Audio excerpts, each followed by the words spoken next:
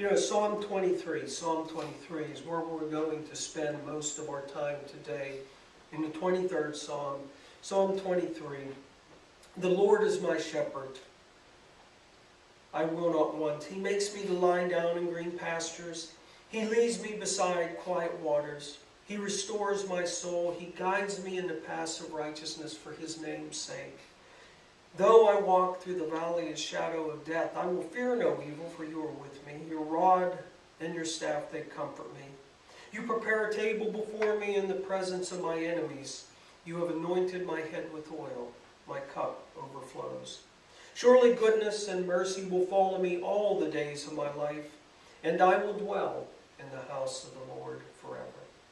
These very simple words have for generations brought comfort and assurance of the love of the great God to each and to all of us, and to many who aren't even Christians. Even non-Christians are stirred with a sense of hope and peace when they hear the words of Psalm 23.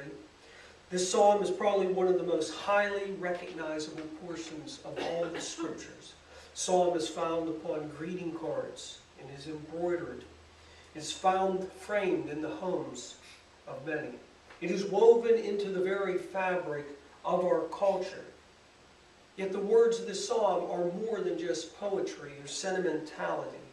These are powerful words that convey to us much about the great Creator God. It is written from the viewpoint of the sheep that tells us that all of our trust should be towards the great Creator, our Lord Jesus Christ, as our shepherd. But it also tells us not just how we should see God, but it also speaks to us about how God sees himself towards you, towards me. He sees himself as your shepherd. That's why he wants each and all of us to see him as our shepherd as well.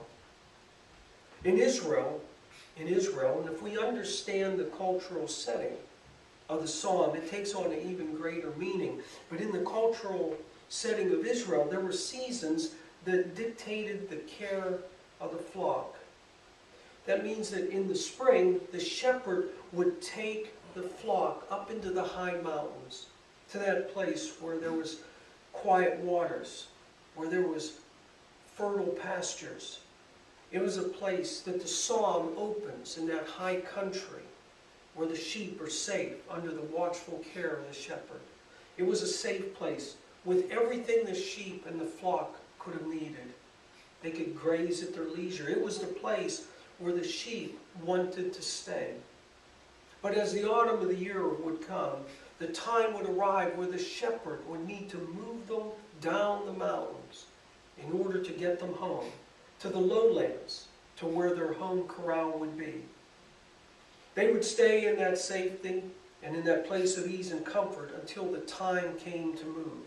Now, the older sheep, those that had been through the grazing cycle, they began to be familiar with the whole process of being in the high country, that safe, warm place filled with green grass and still waters. They would be familiar with the process of moving them down the mountain. The older ones would become quite familiar with it, and they would understand and know that if they could see the shepherd, and if the shepherd was among them, if the shepherd was moving about, they knew that they would be safe. As the flock moved down the mountains towards the lowlands, they would pass through narrow crevices. These passages would take on a great darkness, even at noontime. In these crevices, footing was uncertain. There would be false paths that seemed to lead somewhere, but led to nowhere. At times, sudden rains would fill the gullies and ravines, full of water, and there would be flash floods. And some of the sheep that had wandered into them, that would wander out of the view of the shepherd, they would be caught in the floods, and some would be swept away or drowned. Others would follow some of these paths that seemed to lead to nowhere, but there was bandits, and there were predators that would often take them. You see, when they wandered out of the view, when they lost sight of the shepherd, they put themselves in peril, put themselves in harm. Often, the mature sheep would corral the younger ones to try to keep them within the flock. But often, some of the younger ones would insist on going their own way. Some of the more immature ones, those that have not been through the cycle, that yearly grazing cycle, they would become fearful and easily spooked. But the older ones, they always understood, as long as they could see the shepherd, they were safe.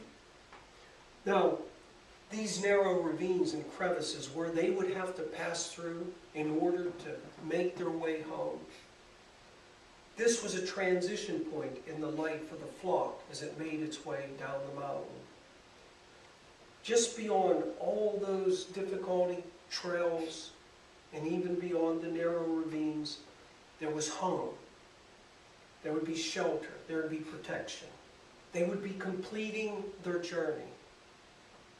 The shepherd knew the way, and he knew how to get them home. One of the things that the Good Shepherd would do was to stay close to the sheep, to be visible, to move among them. He would never take them where he himself had not been, where he had not gone. He knew the way, and he knew how to walk those paths. He knew how to get them home. He knew how to get them where they needed to be. Now, this is more than just a quaint ritual found among the ancient people of Israel. It is relevant for all of us in all ages. It is for us today, in our lives, as we find ourselves in various seasons.